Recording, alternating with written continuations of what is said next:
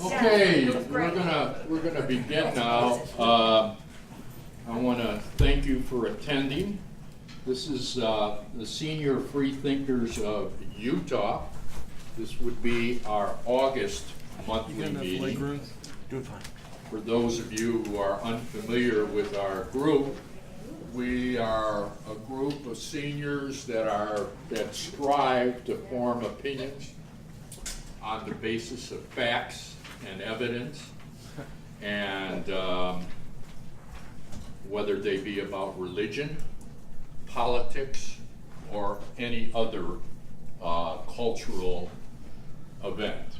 And we have been in existence since April of 2015, so this is our 29th meeting.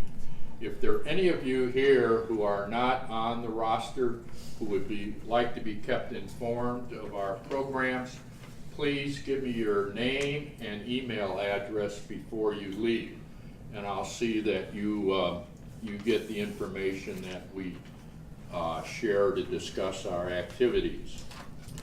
Our next meeting will be the end of, hi Victoria, will be the end of September. That last Wednesday is going to be 27th of May, 27th of September, Wednesday the 27th. We're going to have an open meeting, so rather than listening to important guests like the two that we have here today, we get to talk to each other. And so we try to do that every now and then. Our program today is the labor movement and the American worker. And this is something that I've wanted to do since when I first moved here to Utah, for reasons that I will get into in more depth a little later. I just think that too many people, particularly younger people, are unfamiliar with the origins of the American labor movement and the contributions that it's made to the status of workers in this country. So, and I'm pleased that we have Dale Cox, president of the Utah AFL-CIO, here with us, as well as Senator Karen Mayne, whose legislative interests have been around the rights and the support for all Utahns, and particularly those that need our support. What I'm going to do today, I'm going to tell you a little bit about our speakers, and then I'm going to turn it over to each of them to share their observations with you. When they're finished, I have a few remarks to make, because as some of you may know, I too have spent 30 years dealing with the labor movement in my consulting career, and I'd like to share a few observations with you on the basis of that experience. Then we'll open it up for questions. I will retrieve that microphone and that's on the speaker behind you, and if you'll raise your hands, I'll bring it to you so you can ask your questions of our guest. I know I've been accused of prancing around a lot, as well as talking a lot, but I have this plantar's fasciitis. Anybody know what that is? That's painful. I've had it for a year, and it flared up on me a week ago, and so it's very hard. If I sit too long and then I try to walk, I almost fall because it's so painful. So I will be prancing around. I'll try not to be distracting. We have with us Marla Mott-Smith, Marla, where are you? Marla is a candidate for the nomination of her party for the 4th Congressional District. Congressional District, currently held by Mayne Love. Right. So, and if, we can figure out what that, I'm sure that's for your candidacy. I'm not going to get That's into great, that. whatever it's for. Yeah, listen, any of you that who live in the 4th Congressional District who have questions for her, please see her after the meeting. Good. Okay, one more thing. I am still working on my Utah Seniors for America, and we are going to be having a program next month on healthcare. I'm not going to spend any time on it, but if there are any of you here that, in addition to complaining about things, would also like to try to do something about it, like concentrate on Senator Mayne and her peers, let me know, because we're going to be doing everything we can to get seniors more actively involved in the democratic process. And I'm looking at launching things in various senior centers. So see me after this meeting if you're interested in getting on that program. Okay, as to our guest, I am going to just read a couple of things for both of them. Dale Cox was born and raised and educated in Salt Lake County. He's married to Jan, and they have 2 sons, Dallas and Trace. As a 40-year labor leader, Dale began his career working in the field as a union welder, mechanic, before joining the operating engineer staff as a business agent, assistant director, representative, district rep, and legislative coordinator for the state of Utah. Dale has committed himself and worked passionately for the rights of working men and women.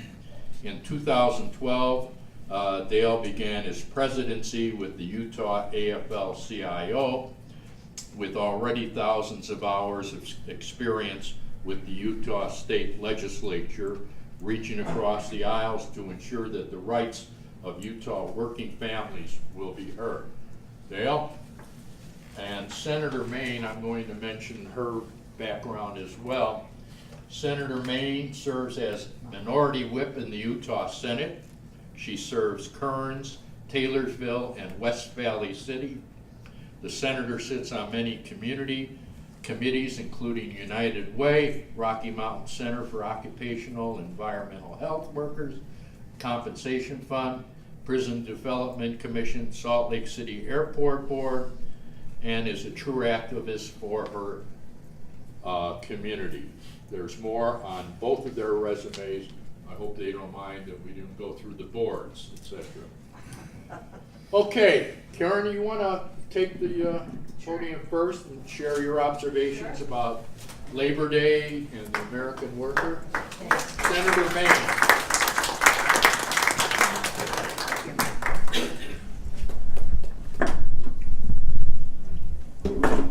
I put them on my head, I don't lose them. And I lose many pair. Thank you so much for letting me speak to you today. And it's nice to be with our peers. Dale and I could both be here, age-wise, and so we're excited to speak to you about things that are important to us. My good friend Dale Cox, we've worked together for a lot of years, and we have the same heart for working families. It goes back to my late husband was president of the AFL-CIO for 30 years. And so he and I worked in the labor movement. We worked for candidates. But what we did, we worked for working families. And the thing that I hold dear and I always reflect on is when we were young, and as we all are now, of course, and he was the president of the steelworkers, and there was like 3,000 members in that.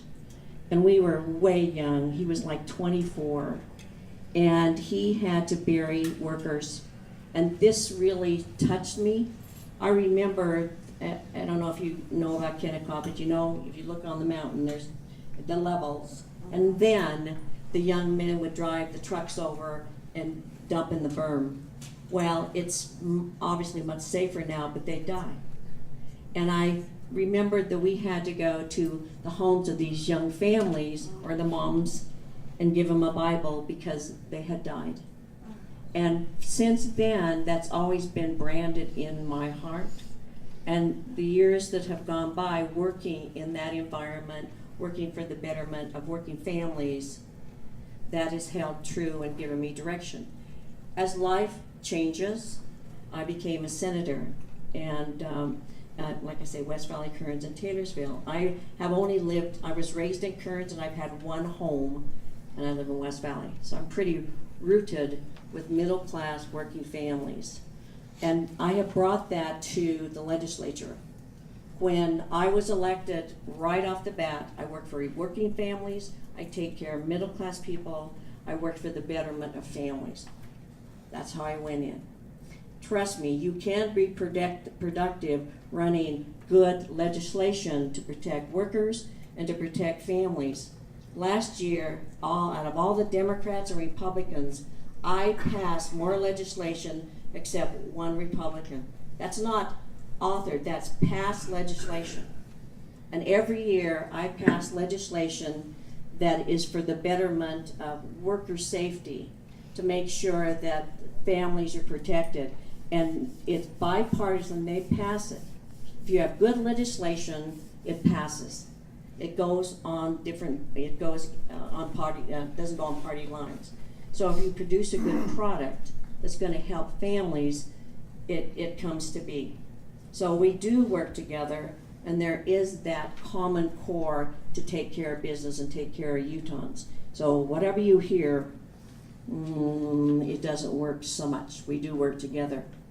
I've been proud to produce legislation about misclassification of workers that came down from the federal government, and they prosecuted these companies.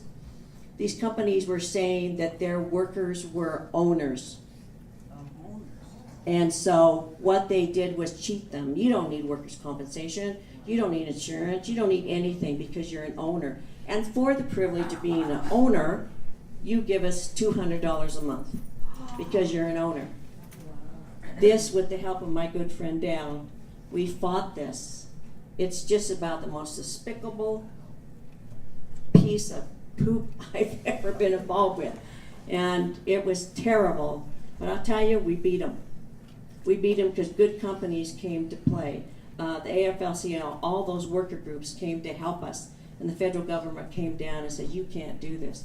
This stuff happens all the time.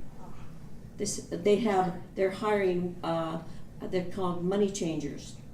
And now we're working on this, is they hire John, and they say to John, we need 40 workers for 2 weeks. Here's $200,000. Go pay them in cash and pay him $9 an hour. So he goes over to them and says, we're going to pay you $7 an hour, and I get 20%. And then I get what I'm lying to you about your wages. This is something that we're fighting now. This hurts good work. This hurts companies. Companies call me and say, I can't compete. I pay my guys fairly. These are battles that we fight all the time. And with the good companies and the labor support and those groups that get it, we're fighting this because it's always a battle. It's money, greed, and power. So, and if that's what it is. And if you can get around that or make something happen, and that's what happens with legislation, we can get them. We can't fix them, but we can poke them. So it's more difficult to do business, and that's what our goal is. Firefighter legislation. We passed firefighter legislation that because when they go in, they're exposed first time off with the fire. So now working with workers' compensation, there's more diseases that are covered so they can get workers' compensation. Because they don't know. I know of one firefighter, first day on the job, He went to a fire, and it was a fire with film, you know, that film stuff. Nobody knew it was there. First time in, cancer. Because he breathed that. He breathed it? Breathed that. He breathed it. Is that right? Okay. Okay. And it goes through their uniforms. They cannot get it out. It just saturates them. So, you know, we work for workers' rights a little at a time, and to make it all happen. I work a lot with workers' comp. Workers' compensation is a hero with me. You might have issues that way, but on the other hand, any piece of legislation that I pass that's worker friendly to make sure that they're safe on the job, they will help me. And we've passed many pieces of legislation, random drug testing, those kind of things that keep, you know, workers safe. Obviously, they don't want to pay money out, they want you safe. On the other hand, I use them to make sure we have legislation to make sure those companies make them safe. So that's the background of how we all work. There are people working for you all, and I want you to know you are the best voters, the biggest block to make things happen, and Mia Love has all my Senate district, by the way. I'm sorry, she has what? She has all my Senate district. Yes. And so you need to be activated, you need to be involved, because this senior group is always true. You vote because you get it. Younger voters come and go if they like somebody and they like this candidate, worry about it, then they go on with their life, which is fine. And then people that are raising families, they come and go too, and they want to do what needs to be done. But when you get in your 40s, you kind of get it. Legislation controls your life, period. Everything, I've had people say to me, well, it's not important to vote for you all because I vote for the president. What the president does and the Congress and all that stuff, that stuff will touch you a little bit in your life. I touch it every day. My vote tells you where you're going to go to school. It's going to tell you what your roads are going to look like. It's going to tell you how much you're going to be taxed. I control everything. So who's more important for you? It's local people, state people, because we control even how many bathrooms you got. So, I mean, that's really, if you look, and I try to speak to that, so the people need to be involved with every kind of race. Okay, saying that, I have just a little piece of legislation I'd like to talk to you about, and then I'll give it to my good friend and colleague. I passed legislation about 3 years ago, and it affects you. What it was is that the state of Utah lets more information out about voters than I think they should. So with Sherry, love Sherry Swenson, I'm telling you, I don't care what politics you have, she's a clerk, county clerk. She watches to make sure citizens are protected all the way. She came to me and said, there are these poopy guys, vendors that are coming in, and I swear more than poopy, trust me, but and so they come in and buy information and put it on the website. And so here your information is on the website. And it's terrible. So I passed legislation to protect that. I'm coming again, and why specifically I want to talk to you about this. She came to me again, and many states don't let anything out. And the federal government came in and says, I want your information. You know who I'm talking about. Yep. Because I think you guys have all cheated. We have not cheated here. So he wants all the information so he can conjure up whatever he chooses to do with that information. I feel the state should give no information. What they're given is what they publicly would get anyway. So with Sherry, there's a legislation I have this year is the you're born July 4th, 1988, whatever. They will not be able to give you the date, the day you were born. Who wants to keep that information is the parties, the political parties, because that's how they glean who you are. Media, I'll tell you, I've had fist fights with them about this. They want to go in and find out everybody.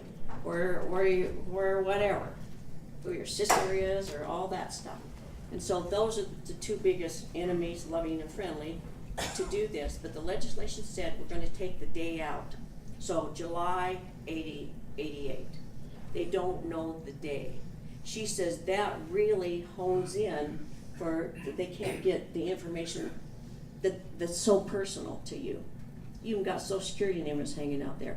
And I'll tell you why this is so important. I'm telling you why I'm sharing it with you. It makes people not want to vote. It makes people not want to be on jury duty. Because they say, well, we get that from the voter list. Okay? But people, well, I don't want my information out there. Especially for those seniors that don't get out so much. They're fearful of, well, maybe they'll find out stuff, I'll be hoodwinked, because you hear about that all the time. So it's really important to protect you as much as we can. And then I need another thing. I need a vote from you. Sherry has come to me and said that senior citizens, that she's having a problem with this, is that they're not voting because they're fearful of jury duty because they can't get around. Okay, think about this for a minute. Would you support legislation if you were 80 and above? I can make it 85 and above. 80 and above, and you don't have a driver's license. No way that you would be taken off the jury list. Who would be in favor of that? 70 and above. Now, and if it'd be an option. If you are 80 or 85 or whatever, and it's an opt-in, opt-out. So if you have a driver's license, you want to do it, fine. If you don't have a driver's license and it's difficult for you, some of these federal cases are a year that you would have in and out. So would anybody be favored? Have you ever had jury there to have a problem with this? So we're talking 85, let's say 80 and above, without a driver's license, you can opt out of jury. If you have a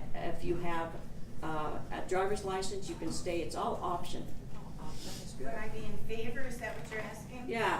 Yeah, I'd be in favor. And I think that if you don't have a driver's license, you could also opt in if you have, Yeah, if you want because- Uber well, or have people that would take you. Yeah, and if you've got somebody that can take you in and out. And she brought this issue to me because she says she's having problems with some of the seniors not voting because they're fearful of that. Well, we need everybody voting because we are absolutely at the bottom of the barrel in voting. Yes. We are the very bottom. I mean, I don't know if we're 50th, but we're darn close. And we used to be the highest because we're a very educated and informed population. We really are. And we have good media, we have all that stuff. It's just the desire or whatever that formula is. So, okay, those are the things you're going to be looking at legislation to protect your day, the 14th, the 16th, or whatever day you were born. So that'll give more protection. So I'm journeying there again because especially, and this came to me from Sherry, because of older citizens that were fearful of, their information being hacked. And let me tell you, I was hacked last week with my Senate account for almost $4,000. Oh, Wow. And you think I was smarter than that, huh? But I went into I was with Amazon. They sent me through a third party, and they got. And in 2 days they took. And if I hadn't noticed it, they would have cleaned the whole. This is my Senate pack. So my treasurer saw it. So I went to the bank. They fixed all that stuff. So it can happen to anybody. I don't like to share that because boy, I thought I was smarter than that, and I'm not. So that does happen. I appreciate you inviting us here, and my colleague will speak about the great things we're going to have to celebrate working families. That's a backbone. This is how everything was built. People that work and take care of business. So I appreciate your time, and vote, vote, vote.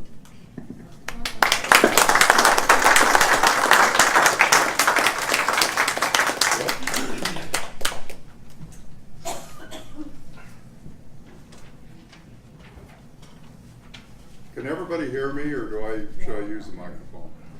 Is it all right? I hate microphones and I hate these. I like to walk around. First, I want to thank Senator Mayne and one thing she said stuck out when she was saying poop, but she sometimes uses other words. I guarantee she does, and a lot of times they're pointed at me. When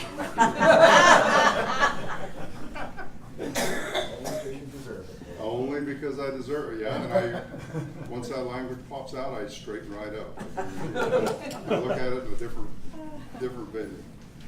My name's Dale Cox. I'm fortunate enough to be the president of the AFL-CIO. I've been an operating engineer for 35 years. Prior to that, I was a steel worker for a brief time in the mines of Wyoming and an iron worker here. The AFL-CIO is the umbrella group for all the unions in the state. We're the political arm. We work hand in hand with Senator Mayne and other legislators, but I'll tell you what, Senator Mayne is being a little easy on herself. She's not only passed more legislation than one this year, but she does that consistently every year. And they're all worker-friendly bills. We work hard. The misclassification of workers was a huge thing. It took us years to get that done. And we had to hog-tie a lot of state agencies and bring them kicking and screaming to the table because they just didn't want to bother with it. But with her leadership and a lot of other good men and women around the table, we got it done. What they did is exploit the immigrant community, and she's right. We have a lot of good contractors, whether they're union or non-union, that take care of their men and women, and they're penalized every time they go to the bid table because they're bidding against this type of bottom feeder. And then, of course, the quality of work that either your house or the building is substandard by the time they're done.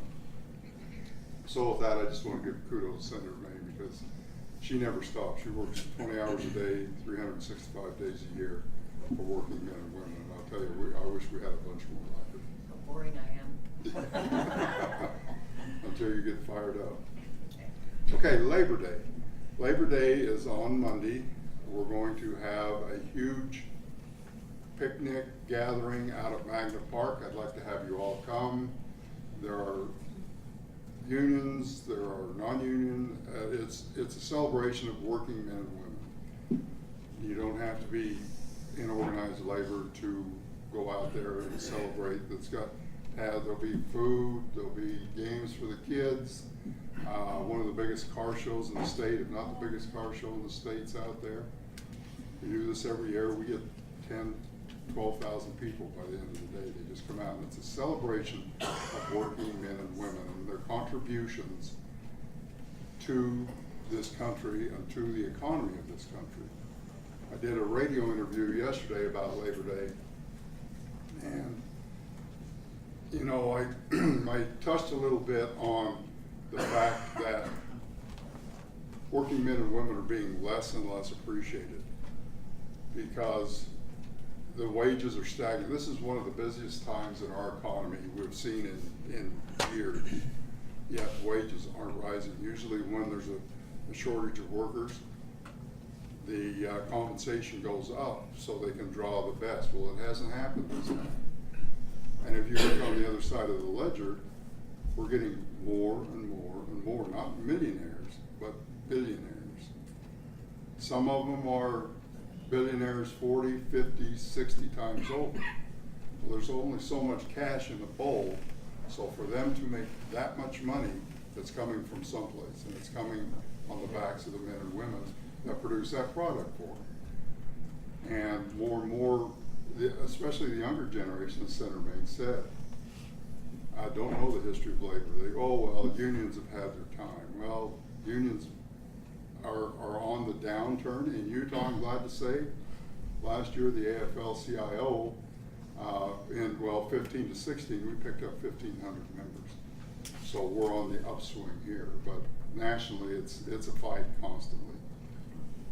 But Labor Day, I know you guys, if you didn't get one, there's a little history here of Labor Day, but I want to read one excerpt here from this.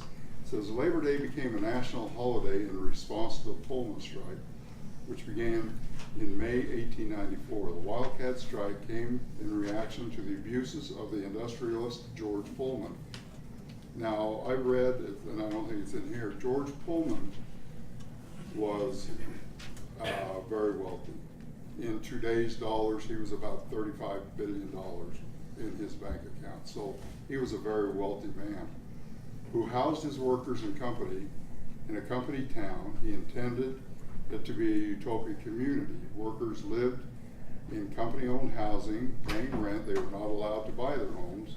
Utility bills to the company. Alcohol was prohibited. When the Depression hit the U.S. economy in 1893, Pullman laid off hundreds of workers and cut pay, but he did not lower the rent. When the workers struck, he would not negotiate. The strike spread to other railroad workers, causing commerce to grind to a halt.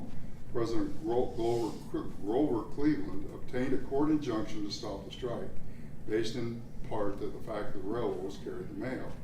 He reportedly said, if it takes the entire army of the United States to deliver a postcard to Chicago, the card will be delivered.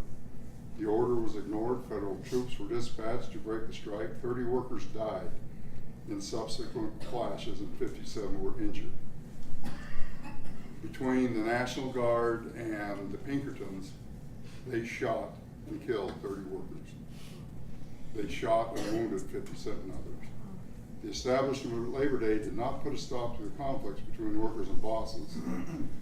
In the Latimer massacre, in which 19 miners were killed by a Pennsylvania sheriff's posse, followed 3 years. So we have a history of fighting for our rights.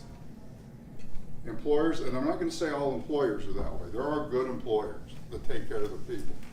But as a rule, you get what you're strong enough to take.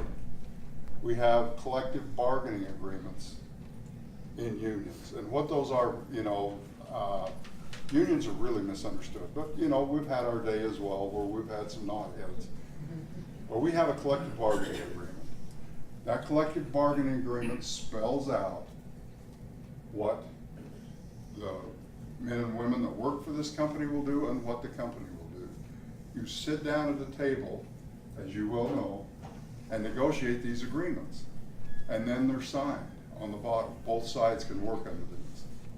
What a grievance is when one side or the other, and both sides can file them, doesn't stand up to their side of the bargain. Sometimes there's misunderstandings. I mean, in all the years I've been a union member, I've never filed one grievance on my behalf. I've probably filed when I was a steward, maybe half a dozen or a dozen, because you can usually go in and talk to the manager and say, you know what, here's where it says this, and we've got to find a way to work this out, and that usually happens. But sometimes it doesn't happen. Unions also have the reputation of, well, you just stand up for people that don't want to work. That's not the case. A lot of times it's, and no disrespect to HR departments, but when I was a steward, we have people in our unions that are slackers, just like any place else. Business has people that are slackers. And I'll tell you, on more than one occasion, I've seen somebody that neither side really wanted. The old saying, we spend 90% of our time on 90% of the people that neither side want anyway. But that man or young man or woman will do something and go, nothing I can do to help them on this one. This was just, and nothing happens. But then something minute happens, and it's the straw that broke the camel's back, and the company goes, we're done. And you're like, no, you can't fire them for that. Because if you allow that, you set a practice, and then they can fire somebody else down the road. So that's a lot of time when you butt heads, and sometimes, you agree to disagree, and you let a third party look at it. But for the most part, labor unions and companies get along pretty well. You have a set of guidelines. I talked to a plumbing contractor one day that wanted to know about labor unions. And I told him it's just like, and he was, he was of the, all you guys do is file a grievance and try to take over a company. I said, no, you have this collective bargaining agreement. It's kind of like if you get a big job and you go to a supplier and you sign an agreement. and that supplier is going to furnish you material at this price for this amount of time. About halfway through that, they change the price. What do? Well, I sue them. They can't do that. I says, it's the same thing. We furnish qualified labor, and we represent the workforce, and it's a lot easier to deal with 2 or 3 people than it is 300 or 400 people. But those 300 or 400 people, when they belong to a union or are organized, they have more strength. That way they can get more health care, they can get a pension, they can get a living wage. You know, I often, when people say, oh, those unions make too much money, I think, no, you don't make enough, and why don't you see that? You're being exploited, but you'd rather point at us. I mean, I've 35 years in the operating engineer. I can retire with dignity, and I have. Well, I don't know how much dignity, but I've retired. But I can retire, and I don't have to worry about going to Walmart and being a greeter so I can buy my drugs, you know, because people, well, the union gives you a pension. No, the union gives you an opportunity to have a pension. Every hour you work, you put money into that pension. Every hour you work, you pay for that health care. It's not given. You pay for it, but it's in addition to your pay. If you didn't have that, and a lot of these people, I've seen a lot of people, and I'm off the track of Labor Day, but now I'm on my soapbox. I've seen a lot of people that, you know, I'm not going to join your union. Why would I pay dues, you know? When I was first business agent for Local 3, we were rebuilding the I-15 for the Olympics. And this one guy had boomed from job to job to job, never joined the union, always put it on his check, you know, the Davis-Bacon. And, you know, he was probably in his mid-60s, and he had a guy that he traveled with. And I was talking to him, and, you know, I wasn't really going to push him to join because it was too late to do him any good anyway, as far as pension was concerned. And he told me that. He said, well, why would I join your union? I've made my own way. And his sidekick just looked at him. He says, you know, Fred, you're the dumbest, and he used the words SOB I've ever met. He said, when I get through with this job, I'm going to retire. You put all your money in your new trucks, your new campers. I said, and he said, your truck's worn out. He said, you poor, once again, SOB, you're going to be working till the day you die. Not me, because I was smart enough to join the union. And this guy got to retire. So there are a lot of benefits that go, there are a lot of costs that go with it. Right to work. Utah's a right to work state. Yes. And that sounds great. Everybody should have a right to work. But there's a ranking senator that's a good friend of Senator Mayne's and mine. I was up at the Capitol several years ago during the session. And during the session, I'm usually not in a particularly good mood. I'm walking down the hall, and the senator made a comment about right to work, and I turned around and said, do you even know what the hell right to work is? And he smiled, and he says, yeah, it's a right to freeload. I just want to see if I can make you mad. I think I did.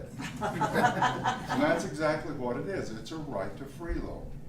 Men and women have the right to work under a collective bargaining agreement, get all the benefits, the wage, the pension, the health care, everything else. They get all the benefits, but they don't have to pay any of the freight.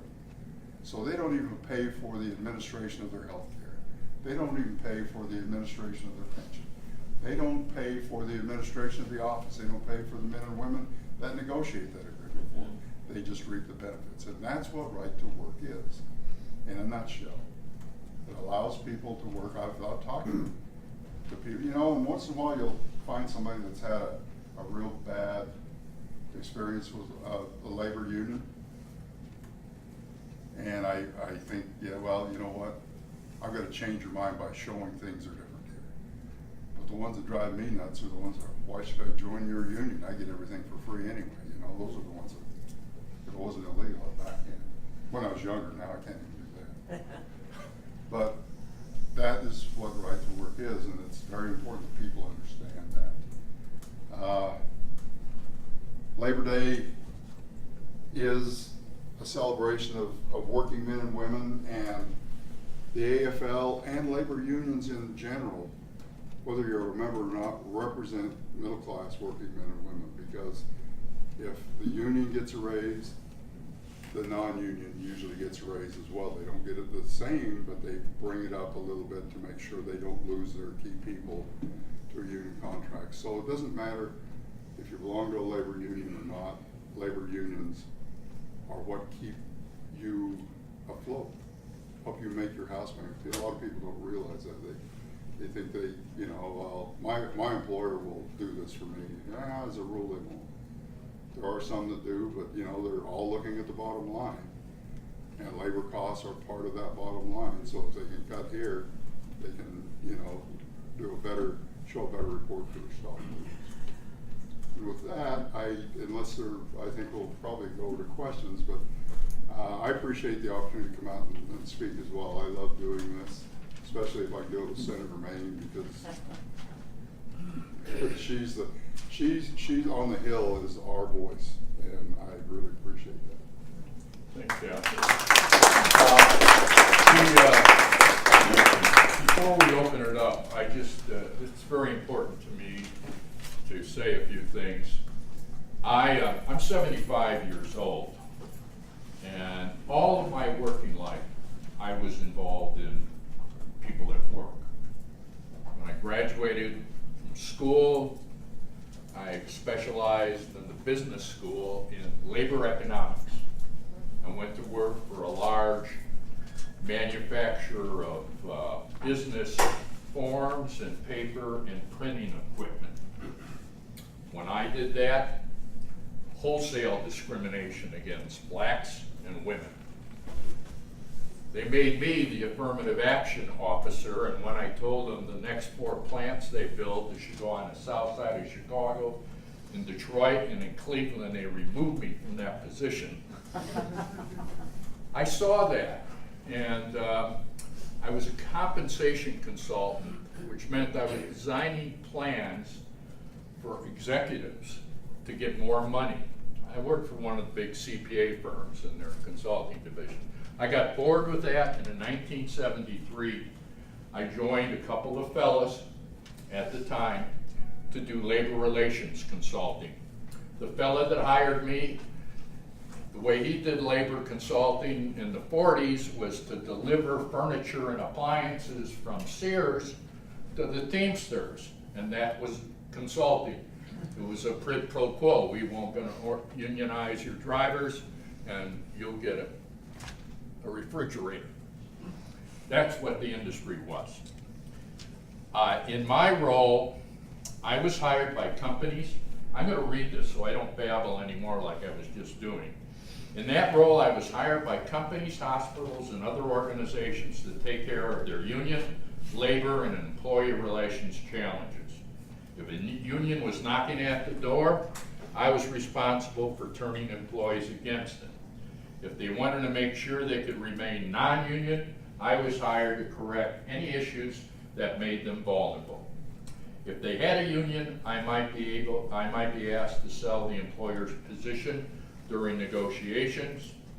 When asked, I would also develop and implement plans for getting rid of unions. I was involved over a 30-year period in several hundred organizing efforts. My life was on the road. I went where the work was. Most of the time I was in the Northeast. I was called a lot of things doing what I did, and Union Buster was one of the kinder ones. When I got into this work, I was quite frankly ambivalent about the role of unions in the economy. Institutionally, I was never anti-union. When I came out 30 years later, I landed firmly on the side of the importance of a viable labor movement in this country. Over that 30-year period, I heard and I observed a lot. I learned a lot about management behavior, and I learned about how employees reacted to it. I learned that in spite of the fact that what the Supreme Court has ruled, corporations are not people. People work for them at all different levels, but the corporation itself is a legal entity devoid of any human characteristics and feelings. And when it comes right down to it, corporations have one primary interest, and that's the bottom line. There's nothing wrong with that. That's because that's what they're supposed to be doing for their shareholders. But in order for workers to help balance out the scale for how their rights and their productivity is shared, they need to be willing and able to join together. I'm going to get off the script for a minute. I get so fed up, Dale touched on it, on how certain labor laws are dressed up. Right to work is one of them. I saw companies move businesses and plants out of Chicago, out of Milwaukee, and they put them in Oklahoma, they put them in Texas, they put them in North Carolina, and they were doing one thing, and that's to run away from the unions. The reason I was successful, as I was, you know, I said several hundred union campaigns, I think I lost 5. Why? Because the law favors management. I mean, you won't hear this from any legislators, or at least legislators that are opposed to it. But the National Labor Relations Act from 1947, that was a giveaway to corporations. I could do all kinds of things. If I wanted to, I could have my client line up all the employees against the wall and spend the entire shift paying them and tell them why they shouldn't support a union. Union reps couldn't do that. Now, labor laws, regardless of what you're told, favor management.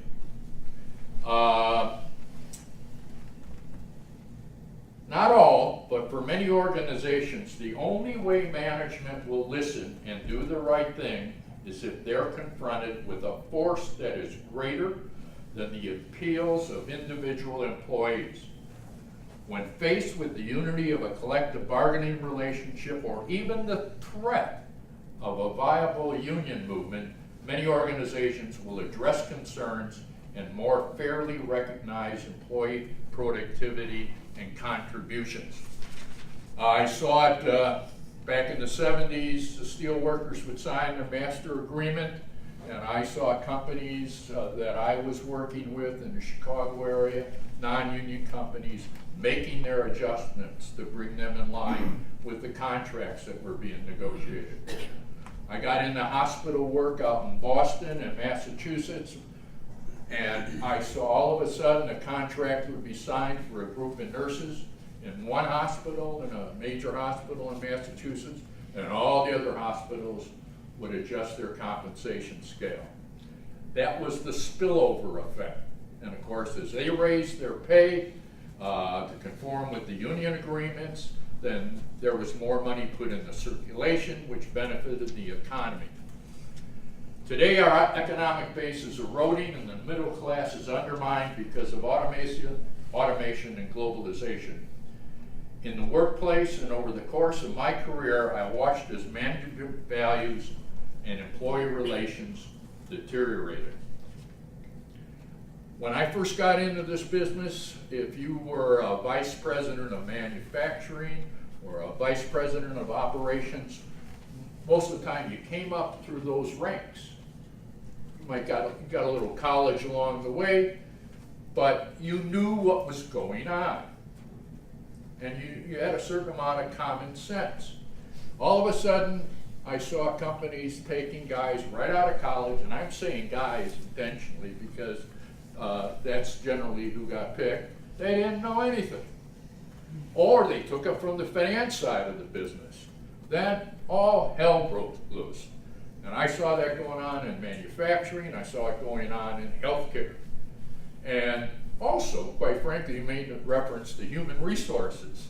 I swear that when industrial relations and employee relations people got called, suddenly we're in human resources, that whole thing fell apart. When I first started to feel I worked for a labor relations department or an industrial relations department. So the vast majority is that unions have been blamed and scapegoated for just about every economic problem an industry or even the country has experienced. You know, I had this again the other day when I was talking about this topic. Well, you know, look what happened to the automotive industry, or look what happened to the steel industry. And I have to say, I don't know of any cases where those executives had a gun to their head that said they had to negotiate that contract. That's not the union's fault. The union was doing what it was supposed to be doing, and that's to serve the workers of the people it represents. Management's the one that's supposed to be responsible for making sure it doesn't, give itself away into bankruptcy. And as long as they get past those crappy automobiles on in the automobile industry at the time, and people pay the prices for it, they figured they'd give in to anything. So, I believe that the vast majority of this criticism is uttered by people, including many politicians and pundits who are clueless of what unions and collective bargaining have done for Americans and our economy.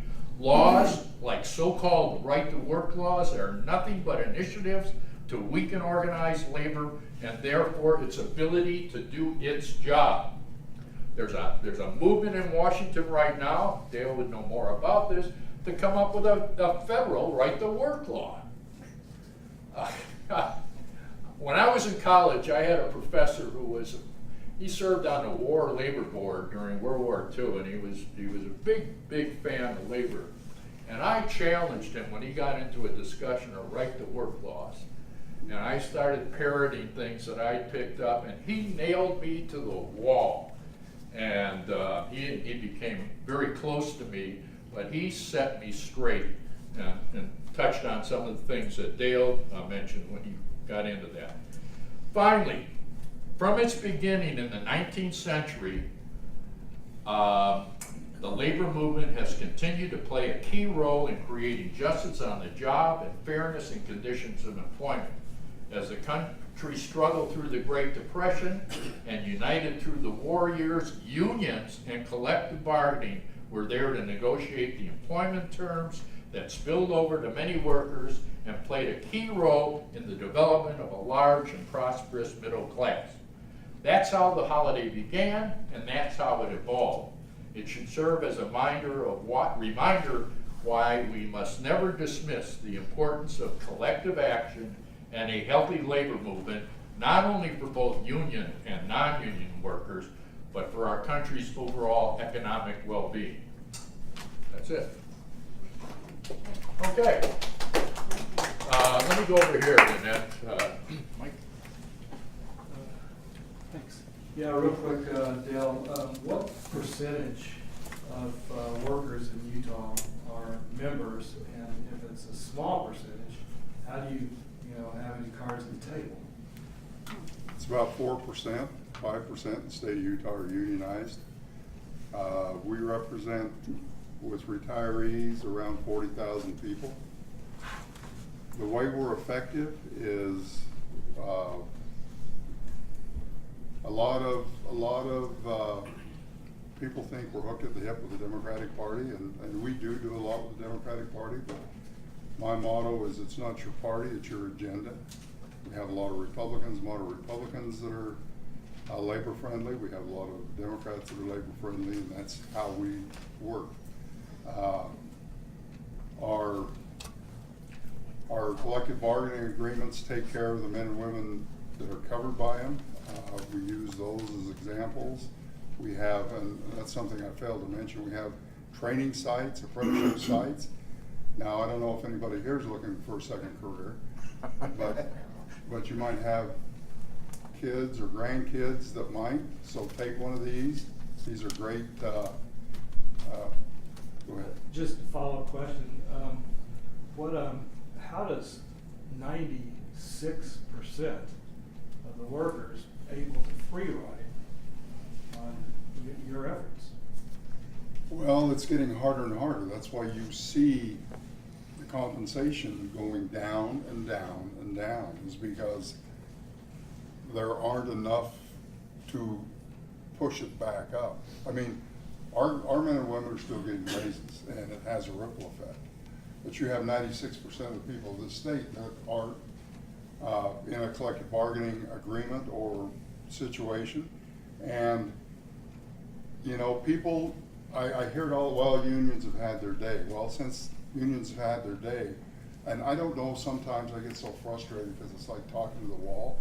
You watch the middle class do this, and the middle class is doing this to themselves by not waking up. People die. Oh, I got a weekend. Well, I got a holiday. People died. I mentioned some of them. To give each one of us a weekend, to give each one of us a 40-hour work week, give each one of us time and a half. Men and women and children died for that right. And people nowadays are like, oh, well, I'll take the weekend off. They don't know where it came from. Thank you. Yeah. You mentioned that right now. Child labor, that happened. My grandfather, yes, my grandfather, and probably yours. My grandfather went to work for the railroad in Ohio, either 12 or 14, we don't know for sure. Had some of the worst duties possible. This was a big, tough Scotch Irishman. He was a tough one, but as a child laborer. And of course, later on, when the unions were formed, the railroads had good unions for many, many years. Still do. Still do, yes. And all of the men in my family were working people, and they were union. So I'm proud of that. I'm from a working families. But I can tell you the one thing, just quickly, one thing that he was supposed to have done is when people died on the railroads, people would get run over. He'd have to go and, as a 14-year-old, pick up the parts. That's kind of crude, but that was the story. Anyway, by the time he retired, this man loved his job, and he was almost forced to retire. He worked hard. And have you ever heard of somebody crying when they were had to retire? Big, strong grandpa was blubbering, he loved it. I have pictures of him in his working role. So, but especially I want to emphasize child labor in sweatshops and women in sweatshops.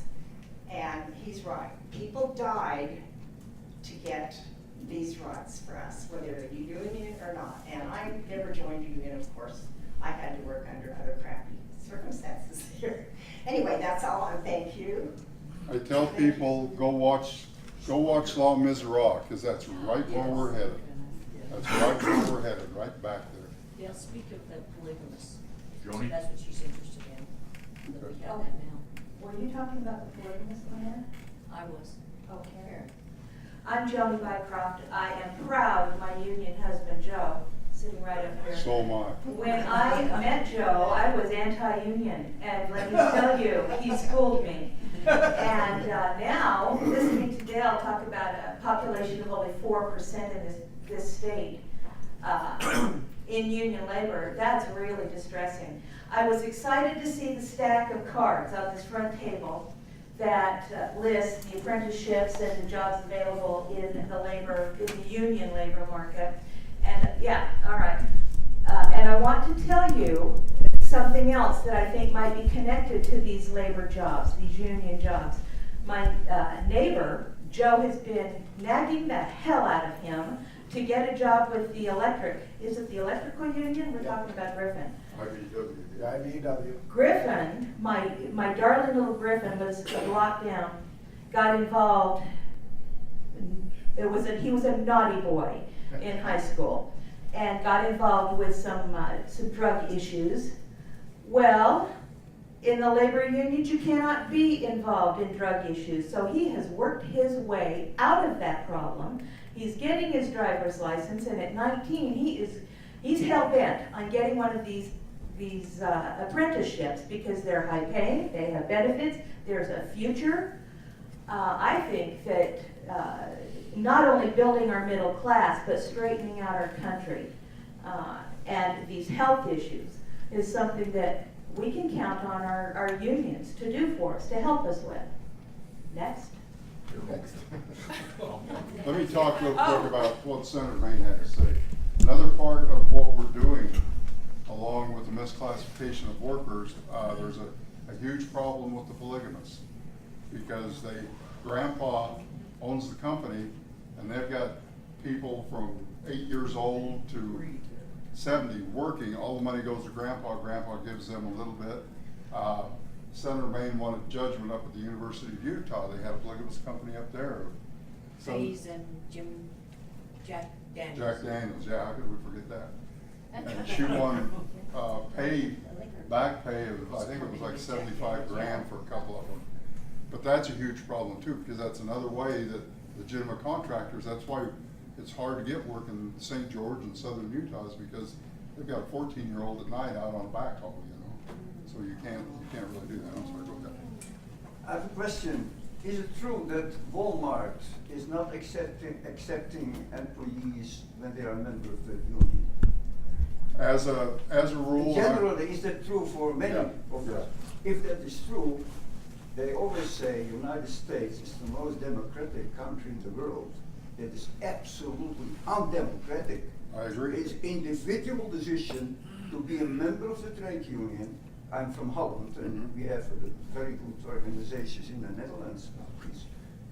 How is it possible that a company can say you cannot be a member of, you cannot be an employee in my company if you are a member of the trade union? That is against everything what is of the freedom of a human being. Welcome to my world. It's that way. We've had, just for the heck of it, sometimes we'll have union organizers put on their shirts, I'm IBEW or I'm operating engineer, going to Walmart, they'll escort them right out. They won't even let them shop. Wow. Yeah. That's right. But you should fight for it. We do, but it's not just Walmart. There are, I mean, you should fight for the fact that it is a freedom to be a member of a trade union, and that it would be against the law that the company is saying you cannot be a member of my company, of an employee of my company, because you're a member of a trade union. In no country in the world that is possible. as was brought up earlier, the laws in this country favor companies. They don't favor the middle class. And you know what? We vote these fools in. Congress has a 98% disapproval rating. No, they have like a 30% approval rating and a 98% re-election rating. That's crazy. We vote these fools in. We don't make them accountable. People say, well, we ought to have term limits. And I say, we do have term limits every 2 and 4 years. Vote the bums out, but they won't do it. Yeah, I agree with you. Chance, though. I just wanted to make a comment. It's kind of a saying I made up, that the current administration is draining the swamp and filling it with middle Americans. Amen. I hope that you're talking to Valley High School with your apprentice programs. I wondered how the drive for $15 minimum wage is supporting or not supporting your efforts here in Utah. You know, Lynn Hemingway has been running that bill forever. And the first time, this is one of my favorite stories on that guy. The first time he ran it, you know, I said, you know, I really, our people are far in excess of that. I really sympathize, I support you, but I don't know what we can do to help you because we stay on labor issues. So he asked me, he said, Dale, will you do me a favor? He said, will you go on, I'm gonna debate an economist from Utah State for an hour on the radio. Will you come on with it? And I said, sure, Lynn, I like Lynn Hemingway. Sure. Well, Lynn didn't show up. So I had a whole hour with this economist, and you know, some people have more degrees than thermometer and not an ounce of common sense. I had more fun with that fool. So then it became our issue. But something I spoke when Speaker Lockhart was Speaker of the House. I went in, she was very pro middle class working men and women, probably one of the best we've had. And we talked about this issue. And she said, well, Dale, you know, minimum wage, McDonald's, it's for, you know, our kids when they're in high school have some spending money, learn a work ethic, and then they go out. And I said, you're right, Speaker. The problem is there's no place for them to go out. All the manufacturing jobs have been offshore. There's no place for them to go. And I guarantee, you know, they say, oh, we're gonna have to close down. Well, that's what this economist said. We'll have to close down stores. And I said, that's bull. Well, we'll have to do that. I said, that's bull. There's nobody, if you raise the minimum wage to whatever you raise it to, and you have to raise the price of a hamburger a dime, I'm not gonna go, McDonald's, you dirty rotten son of a gun, you raise that hamburger a dime, I'm gonna go home and cook dinner, I'll show you. That's not gonna happen.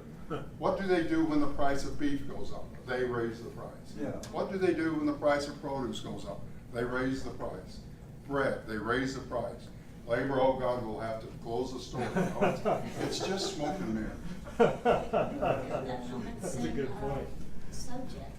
I'm from California. Mhm. Now, the minimum wage has been raised to $15 an hour. Now, how does that apply to the AFL-CIO? I mean, is there a conflict there? No conflict at all. I would love the minimum wage to be $15 an hour. It's just like a collective bargaining agreement. The more money you put, these men and women, the minute they get that paycheck's going back into the economy. They're not putting $47 billion in offshore accounts so they don't have to pay taxes on it. They're paying taxes, they're buying groceries, they're paying rent, they're buying cars. So, yeah, it's good. Question back here. It seems like the unions need a little better PR and a way of getting the message out and what they have accomplished. I know quite a bit about unions. I've been in one for 28 years. But there are things today that I picked up that I didn't know. And I think sometimes you have to break these things down. I go back to the old commercial that it's only a bill, I'm only a bill, I'm up on Capitol Hill. Yeah. And everybody knows that, and it kind of works. I think the unions need to show that with the bowl getting empty for them, you know, with the money being transferred, this is how it's happening. I don't think people are making that connection. And I agree 100%. The problem is I wish we could do that, but it costs so much money to advertise and to keep that campaign. The IBW is, oh, he's gone. He's right here. Oh, there it is. The IBW, the plumbers are running some radio commercials, things like that. But to run a campaign like that, it costs millions of dollars, and unfortunately, we don't have it. Now, the other side of the aisle has a lot of money. They just keep flooding it through. I wish we had the money to hire people to do things like that, because you're absolutely right, we need that. But I don't know how to fund that and still do what we Volunteers, this is a right to work state. Yeah. And going on right now. Person was told, you work 40 hours a week and we want you to work on Sundays 9 hours, but no overtime. So this is what they do. And to people who are of, how would I say, sometimes different colors, what they do, they never pay overtime. But as a human being, sometime when you are a manager, you can go to your boss and say, this is not right. But Utah needs to come to this century. How can you have apartments with 2 bedrooms going for the least $850? Then you have electricity, heat, food, and expect people to live on minimum wage. So what do you think people are doing? This is just, where are we, and what can people really do in a right to work state? There's a couple of things, you hit the nail on the head. Prices are going up, we're in a right to work state. What do? We vote. I spoke to, and here's the sad part about it. Several years ago I spoke to a sitting congressman, and I was on that exact issue. So things don't change, and he said, you know what, Dale, you're absolutely right, but the problem is they don't vote, so we don't pay them any attention. We're worried about getting reelected. Now, I'm a firm believer, if you're doing your job, you're gonna get reelected. But a lot of these people in Congress, the minute they get elected, they start running for reelection and they forget who they represent. It's not just Congress, you might note. Yeah, yeah, but Right, you're yeah. 100% right. It's inhumane what's going on. But until we can, and I've said this to some of the Democrats up here, you know, on Medicaid expansion. Instead of butting your heads against the wall, let's go out and educate these people, let's get them registered, and then, because I guarantee, if those people that need that service were registered and voted, Medicaid expansion would have happened like that. Right, George, and then Don. Well, I've been both sides of the coin. In the 70s, we used to compete against the guy next door.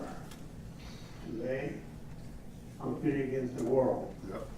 So you never mention nothing about, if you raise the wages here, I won't mention the company, but my company goes to Mexico, goes to China, and they barely have electricity in China or Mexico. They live in cages. I've seen it in my eyes.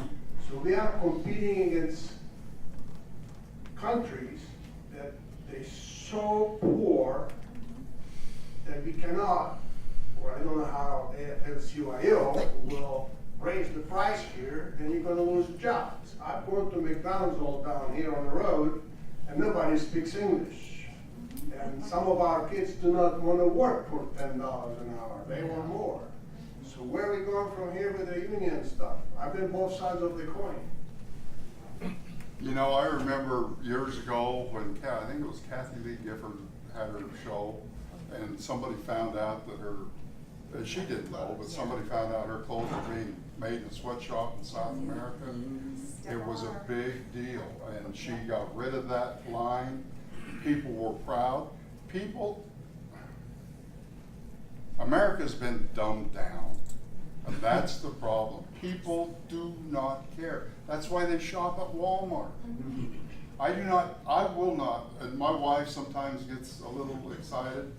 I'm running for city council right now, so she gets excited if she sees the other guy's sign, she gets all pissy.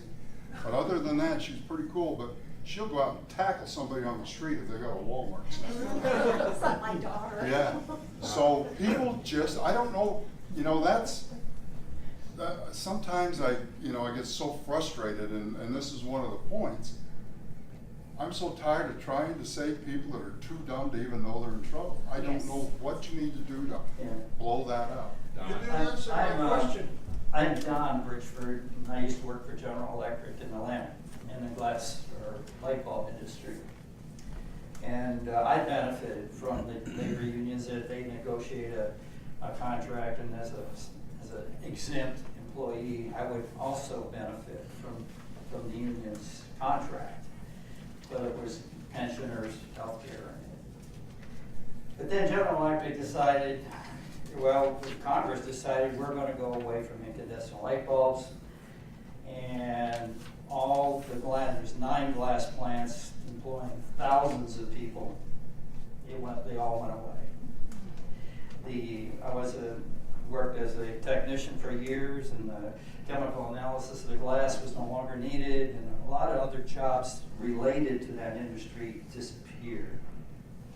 So what have we got today? Well, we've got LED light bulbs made in China. I want to know what the congressman is intending to do, and our senator and you. What steps do you think we need to do to get jobs back in this country quick? Because as a high school kid coming out, I would be scared to death to try to figure out how I'm going to pay for a home, a car, health care, or anything. You guys have got to step up and make something happen. Otherwise, it doesn't. You can talk $15 an hour jobs. I don't care. They're not going to survive if you don't do something with the stuff coming into this country. You're going to have to put requirements on these countries to say, if you're going to treat your people like dogs and cats, then you can't bring your stuff in here. Let me go back to your question, and then ties in right to yours. and you said, what are we gonna do? We can't do anything unless you do something. Right. You gotta vote those people out. You gotta quit buying stuff made in China. Yep. You've got to search. I mean, there's still stuff, there I'm is hollow. still, Take a look, everything I wear, from my shoes, all the way to my, whatever you see, even my glasses, made Vietnam, Singapore, you name it. You tell me one thing on my clothes, on my body, that made in the USA. two things. is Yeah, made that in shirt is USA. right And there. my cell phone is made in South Korea. There you go. And We've it's got- cheap. Well, that's just it, it's cheap, it's the Walmart model. We've gotta quit, we've gotta start looking for things made in America. We've gotta start voting these fools out of Washington that are letting that happen. There's nothing I can do except vote and talk to groups like this. Why What do is you it want me Warren to do? Hatch been there for 40 years and you guys still let Because him we be What a there? good question, Utahns. I've Right. only been here for 12 and I never voted for him once, for heaven's sakes. Why are We Utahns keep voting for this re-electing man? you. Now remember, you are going to pay more for this cell phone. Yeah, you will. And so you guys have got to be, I think politicians and the general public, there's ramifications for every decision that is made. You're either going to pay more for something, and maybe the labor people will get more money. Maybe not. Or you're going to lose if you know, so just be prepared to make sacrifices. You will pay more for something, but you know what you'll do? You'll support this family over here. This family over here will be paying taxes instead of taking from the system. And when the economy, look at the 50s, 60s, and 70s. Look what the economy did. We made money, we paid taxes, we built roads, we built freeways. Look where we are now, and you know why? Because we allowed it to happen. We allowed those people in Washington, D.C., we just sat back and let them offshore. We let them, for hell's sake, say corporations are people. Yeah. You know, it's. And then we have Citizens United. Yeah, Citizens United. Dale, just a couple of things I wanted to just mention. I also a former union member. I grew up in Carbon County. I was a member of the United Mine Workers of America. I worked in steel mills in Gary, Indiana. Been a member of the Steel Workers of America. Worked also for PIE as a billing clerk, and we were affiliated with the Teamsters at that juncture. So I understand and appreciate the many efforts of the union movement. I couldn't agree with you more than it is necessary for us to organize ourselves and to make our presence known at the legislature, to hold our politicians accountable, to question them when they come to our homes asking for our votes. Ask them, what have you done for me lately? What have you done for this district? What have you done about the issues with sales tax, for instance, for groceries? What are you going to do with those kinds of things? We don't do it, and we absolutely need to do it. Well, that's something we do when we interview a prospective legislator, or if we've endorsed somebody and they come back, we have their voting record. Yeah. And when they come back for an endorsement, we hold them accountable for their Sure, votes. and you know, Dale, I don't know exactly how you do it, but I think those things need to be more well made known to the general population. I mean, you have that information, and I think the senator indicated that there was an effort across party lines to move legislation. And there must be. I mean, otherwise, how could you get anything done? Yeah. But we need to know about legislators who are supportive and who are not supportive, and then organize around. Joe, them around. come see me about Utah Seniors for America. I've got a whole group forming to achieve those objectives. Good. You just said, we can complain, but we gotta do something about it. If I might, to answer your question, go on our website. I'm not the only one that interviews. We have a committee of different labor unions that interview these men and women, and our endorsements are on there. Those endorsements, if you don't march to the drum, you're no longer endorsed. You need to come back. We'll find somebody else. And we've taken people out before that we've endorsed and then have gone south on us. We've backed candidates and replaced them. I just want to say something about the minimum wage that's been enacted, and I'm going to use, I think Seattle, the city of Seattle has a minimum wage of $15. And it's been proven, when this happens, the economy thrives, it comes out, everybody benefits. Sally Jo? This is a rather dull question, considering all the other ones you had, but I'm curious as to the working groups, which are the largest membership in the labor unions? Well, I come. Over the U.S., I would say. School teachers. Yeah, school teachers, federal employees, well, public employees like firefighters, police, and then the building trades. Yeah, one of the first days I was in office, a guy from the symphony came in, and I come from the building trades. And he came in, sat down, started talking to me, and I'm visiting with him. Back in my mind, I'm like, what the hell's this guy in the symphony doing in my office? Who knew they were union? I do now. So we represent everybody from the Utah Symphony to firefighters to public employees, federal employees, bus drivers, school teachers. There's a union arm in just about anything you do. Meat packers, everything. In 2016, roughly 10.7% of the workers in America were represented by unions. That includes 6.4% in the private sector and 34.4% in the public sector. So, and when I got into the business, it was like it was about 25%, 1973. Any more questions? We're getting to the end of our hour and a half. I would, if our guests could hang around for anybody that would like to ask a question you haven't gotten in yet, please do so. And I want to thank you very much. This has been a good discussion. Thanks for coming. And thank you to our guests, Senator Mayne and Welle Cox.